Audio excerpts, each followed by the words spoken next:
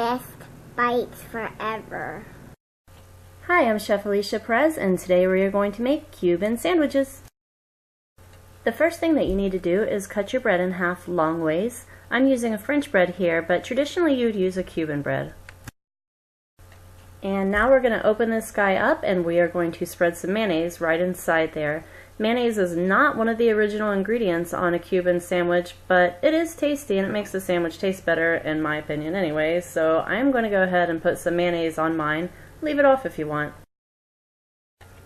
When you're spreading your mayonnaise around, just make sure you get a nice even spread. You want to make sure you go all the way to the edges of your bread so you don't have any parts that are missing their mayonnaise. And now for the mustard. This is the kind that I use, but you can use whatever kind you want. Dijon is very good on this, and so is yellow, but I happen to prefer spicy. Whatever you do, make sure you spread it all the way to the edges again, because you don't want any of your delicious sandwich to be missing the mustard.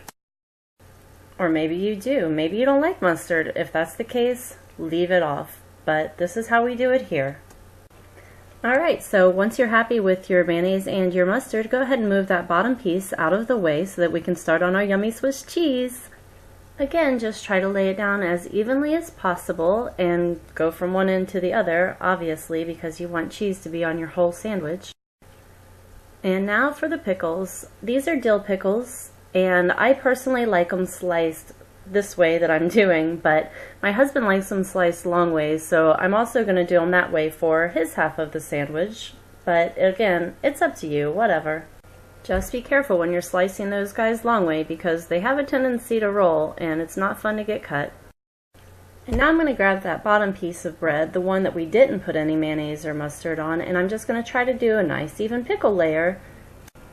Doing the pickles, doing the pickles. Okay, almost done with the pickles.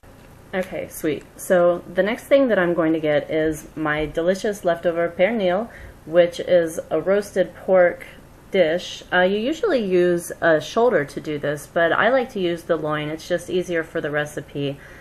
Also, you don't have to use Pernil at all. The recipe just requires roasted pork of some form, so however you have your pork done is perfectly fine.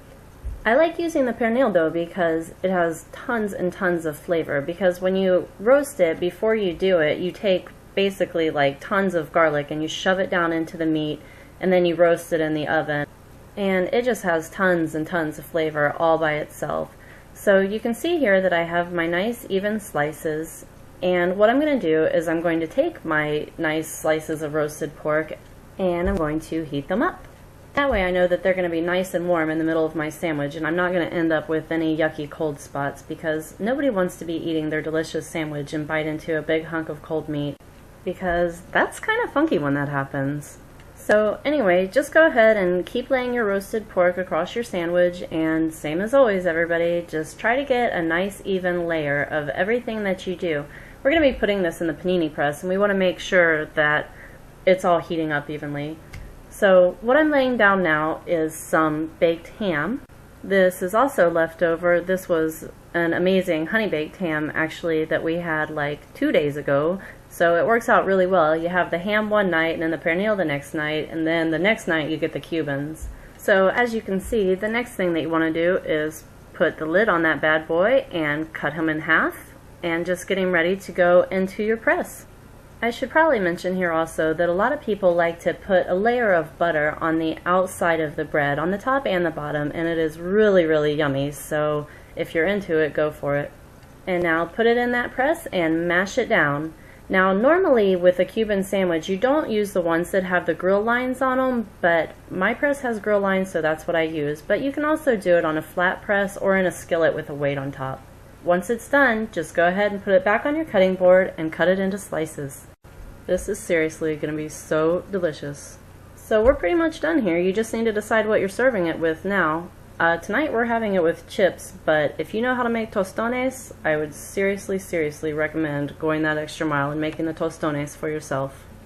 And when you're all finished, this is what it's going to look like, except brighter. Hang on a second. Let me turn the light on for you. I forgot. Sorry. Here it goes. Much better. So now you can see what our delicious Cuban sandwich is going to look like. Enjoy everybody. Happy cooking. Bestbitesforever.com